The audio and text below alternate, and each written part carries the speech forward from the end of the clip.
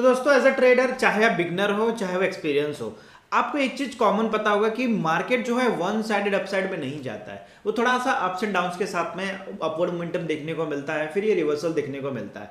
और ये जो है मार्केट कंडीशंस है जिस पर पता चलता है ये पूरा का जो मार्केट साइकिल है, जिस पे डिसाइड होता है कि मार्केट में क्या क्या मोमेंटम्स हो सकता है। तो ये जो मोमेंटम्स है इसको हम कैसे डिफाइन कर सकते हैं? इसको हम इलाइट वेव के थ्रू डिसाइड कर सकते हैं। एक वेव क्या होता है ना, वेव ये सारी चीजें होती है जिसमें आप अगर देखोगे तो वो वन साइडेड में नहीं होगा, वो पल्स के जैसा अप्स एंड डाउन्स करता रहेगा। तो वो होता है इलाइट वेव। अब इलाइट वेव पूरा का पूरा जो है ना दो पोर्शन में डिवाइड है, एक मोटिव वेव और आपका एक करेक्टिव वेव। अब मोटिव वेव कैसा है कि आप ऐसा समझ सकते हो ये अप ट्रेंड होता है। अप ट्रेंड में मतलब कि चीजें आपको पूरी तरह अप ट्रेंड दिखेगी। और फिर करेक्टिव वेव आता है जहां पे आपको रिवर्सल देखने को मिलता है, उसी को हम करेक्टिव वेव बोलते हैं।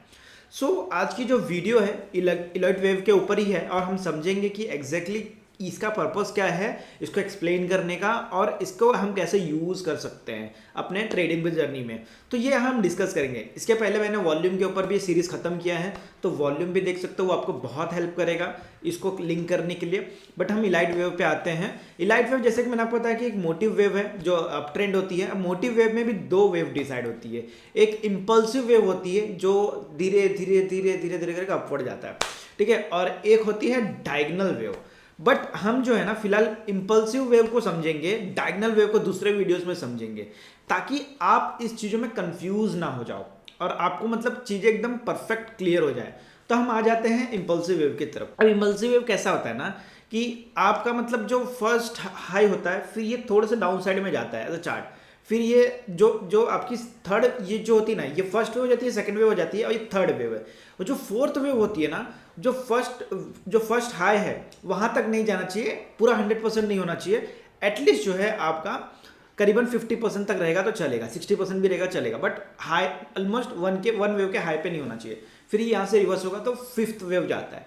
अब यहाँ पे 5 वेव क्रिएट होता है, उसके बाद चांसेस आपको रिवर्सल देखने को मिलता है। तो बेसिकली अगर आप फर्स्ट वेव में इंटर करते हो तो अपने स्टॉप लॉस को फिफ्थ वेव तक ट्रेल कर सकते हो। तो ये हो गई आपकी जो है मोटिव वेव्स। अब इसको यूज कैसे करना है मैं आपको बता दूं। मोटिव वेव्स बहुत सारे तरीके हैं जिसमें कुछ गलत भी है कुछ सही भी है, बट आपको मैंने जैसे कि बताया, आप अगर उस थ्योरी को अगर आप यूज करते हो तो चांसेस है कि एकदम प्रॉफिटेबल ट्रेड बन सकता है और आप इसको अच्छे तरीके से यूज कर सकते हो। जैसे कि मैंने आपको बताया कि 5 वेव में डिसाइड है। अब 5वें वेव के बाद चांसेस है रिवर्सल देखने को मिले, मतलब कि वहां से आपको करेक्टिव वेव देखने को मिले, तो वहां पे आप सेल कर सकते हो रिवर्सल के लिए। बट अगर आपने इंटर किया है तो आप अपने स्टॉप लॉस को वेव बाय वेव ट्रेल कर सकते हो। मतलब कि जब फर्स्ट वेव क्रिएट होता है तब आपको मालूम है कि ये जो सेकेंड वेव के बाद जो थर्ड वेव के बाद जो फोर्थ वेव आता है, चांसेस है कि वो फर्स्ट को ना टच करे, और वो नहीं टच करता है, दैट मीन्स कि इंपल्सिव वेव क्रिएट करता है। इसका मतलब ये हो गया कि मार्केट एकदम ट्रेंड में है और आपको उससे भी ज़्यादा प्रॉफिटेबल ट्रेड दे सकता है। तो इसमें एक चीज़ कॉमन है कि आप अपने को लॉजिकल स्टॉप लॉस डिफाइन करके ले रहे हो। मतलब इससे आपको ये पता चल जाता है कि आप अपने स्टॉप लॉस को कब कब रिवाइज कर सकते हो, और ये भी आइडिया लग जाता है कि फिफ्थ वेव तक आपको टारगेट रखना है या नहीं रखना है। आप जो है थर्ड वेव में प्रॉफिट बुक कर सकते हो, अगर फिफ्थ वेव में रखते हो तो आपका वो लार्जेस्ट टारगेट हो सकता है। तो जिसके बेसिस पे आपको अच्छा खासा प्रॉफिटेबल ट्रेड मिल सकता है इंस्टेड ऑफ स्कैल्पिंग। ये काफ़ी ज़्यादा बेटर है और ये आपको बहुत हेल्प करता है ट्रेडिंग में। तो होप सो जो ये जो आपका जो इंपल्सिव जो पैटर्न है वो आपको समझ में आ गया होगा। अब हम इसको ना चार्ट पैटर्न पे समझेंगे कि इसको कैसे यूज कर सकते हैं। मैं आपको डायगोनल भी पैटर्न एक्सप्लेन कर सकता हूं, बट जिसको मैं जानबूझ के शॉर्ट वीडियो ही रखूंगा, ज़्यादा लंबा नहीं बनाऊंगा, ताकि अब डायगोनल जो वेव है वो सेकेंड वीडियोस में आप समझ सको, चीज़ों को मिक्स ना हो। फिर जब आप दोनों को मर्ज करोगे तो आपको चीज़ें एकदम क्लियर हो जाएगी। तो हम इसको चार्ट पैटर्न पे समझेंगे कि कैसे ये बनता है और क्या करेक्टिव वेव है क्या नहीं है, इसको हम चार्ट पैटर्न पे समझते हैं। ठीक है, तो हम आ जाते हैं चार्ट पैटर्न पे। तो गाइस ये सारी की सारी अगर आप देखोगे ये पूरी की पूरी जो है मार्केट कंडीशंस है, ठीक है, जिस पे डिसाइड होता है कि अप्स एंड डाउन्स होते रहते हैं, रिवर्सल्स आपको दिखने को मिलते हैं। जो ये अगर आप मोमेंटम ये देखोगे ना, इसी को जो है हम फर्स्ट हाफ जो होता है इसको बोलते हैं मोटिव, और ये होता है रिवर्सल, मतलब कि आपको रिवर्सल वेव देखने को मिलता है। तो चीज़ें क्लियर होती है कि दो वेव में डिसाइड है और ये सारी चीज़ें, बट हम मोटिव वेव के बारे में बात कर रहे हैं।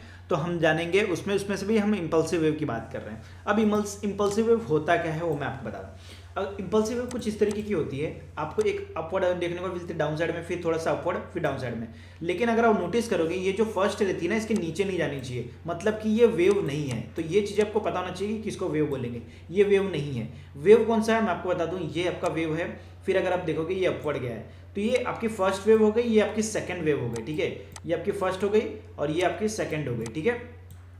फिर ये अगर आप देखोगे ये आपकी थर्ड वेव हो गई। और फोर्थ वेव मैंने आपको बताया कि इसके जो है ना, ये जो है ना हाई, इसको टच नहीं करना चाहिए। तो ये आपका हो गया फोर्थ वेव। और आप देख सकते हो अगला जो है फिफ्थ वेव के लिए रेडी है। और जैसे कि मैंने आपको बताया फिफ्थ वेव के बाद रिवर्सल देखने को मिलता है, आप देख सकते हो। तो इसी को बोलते हैं इम्पल्सिव। अगर यही चीज़ें जो है ना, अगर आप देखोगे ना, ये यहाँ पे टच हो जाता है ना, तो जो फर्स्ट जो ये वेव था ना इम्पल्सिव, ये इम्पल्सिव वेव नहीं बनता। मतलब कि क्या हो गया कि आपको जो ट्रेड को इग्नोर करना है। अब इसको यूज़ कैसे करना है ये तो मैंने बता दिया कि इम्पल्सिव होता है। अब बेसिकली जैसे कि आपने यहाँ पे एंटर किया, कुछ कंफर्मेशन आपको दिखी, फिर ये फर्स्ट जैसे कि सेकंड वेव बना, फिर ये अपवर्ड में आया।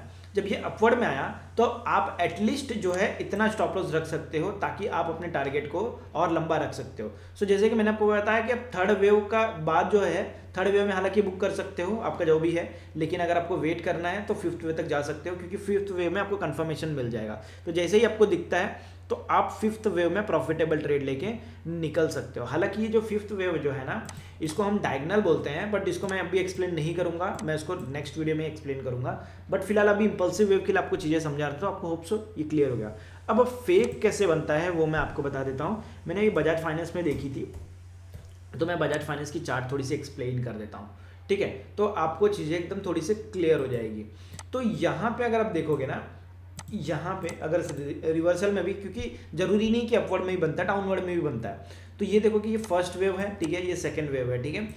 ये तो चीज़ें क्लियर कर रही है। लेकिन जब ये थर्ड वेव अगर आप देखोगे तो ये पूरी क्रॉस ही नहीं कर रही है, ये पूरी क्रॉस ही नहीं कर रही है, फिर ऊपर जा रहा है, फिर ये नीचे आ रहा है ना। तो मतलब कि ये जो इम्पल्सिव वेव नहीं है, तो मतलब कि आपको इग्नोर करना। फिलहाल ये इम्पल्सिव वेव नहीं बन रही है। इसको कुछ और वेव बोलते हैं, मैं आपको बाद में एक्सप्लेन करूंगा, इसको डायरेक्टली इसमें नहीं एक्सप्लेन कर सकता हूँ। तो आपको चीज़ें क्लियर हो गई कि इम्पल्सिव वेव होता क्या है, उसको कैसे यूज़ किया जाता है। सो बेसिकली फिफ्थ वेव के बाद रिवर्सल देखने को मिलता है, तो आप इसको एक चांस देख सकते हो रिवर्सल ट्रेडिंग के लिए भी। बट इसको मैं एक्सप्लेन करूंगा नेक्स्ट वीडियो सेशन में स्टेप बाय स्टेप।